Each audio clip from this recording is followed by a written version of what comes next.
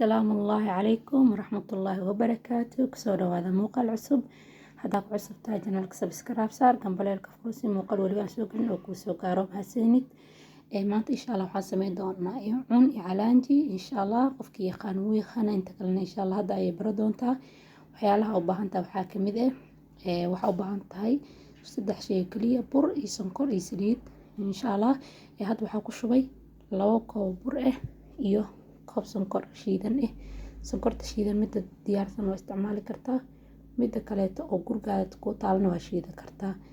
hadda sonkorta ku shubay kadibna waxaan ku darayaa subag yar iyo saliid isku soo dara hal koob waaye ay ka dhan hal qiyaas ayaan ku wada qiyaasay saddexda shay hal qiyaas ayaan ku soo qiyaasay waan isku darayaa waa isku qasayaa ilaa burka iga dhago aan si kuus camal ah ii noqdo soo subagaas iyo saliidaasi si fiican ayaa ugu soo qasayaa ilaa aan ka inta rabo iga noqdo kiskis ayaa ugu soo dari doonaa insha Allah hadaas rabtid inuu wax walba ku tooso qiyaasta waa inay ku toostaa soo hadda waa intaas yar intaas ayuu noqday sidaas kuuska inta saliista ayaa saliida dhan ka soo hartay meeshii igu jirtay soo hadda masha Allah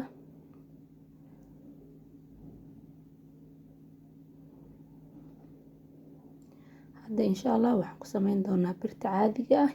oo aan dabka ku qabsanin oo silikoonka soo hadda waxaa soo qaaday birtii saliid yar ayaan marinayaa kaasna saliid wuu lahaa laakiin extra ahaan hadhoodi waxa laga yaabaa inay kaaga dhigto soo insha Allah waa ku gacanteeda ku saa kadibna waan dhigayaa hadda rabtid naqshada isticmaali kartaa baasha hadda aan ka qaadayo meesha waa ku isticmaali kartaa adiga iyo dooqaaga sida aad u sameeydo kastiir ama magaciisa kale kastiir ayaa ku duubi doonaa ama aluminium soo daboolna waa saari kartaa laakiin aluminiumka ayaa si fiican u karinayo oo dabka sameynaya hadda dabka ayaan soo saaray dabka meesha ugu hooseedo ayaa lagu duubi doonaa insha Allah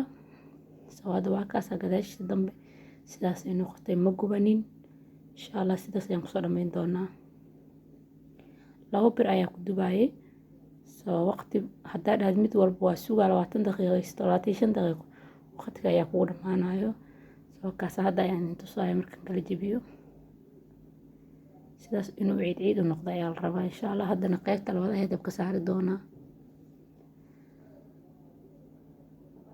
isla sidii ayaan kusoo dhameyn doonaa insha Allah daawasho wanaagsan ilaa dhamaadka maantoon bi khayr ciid wanaagsan ciida halka farxiyo familka مع السلامة.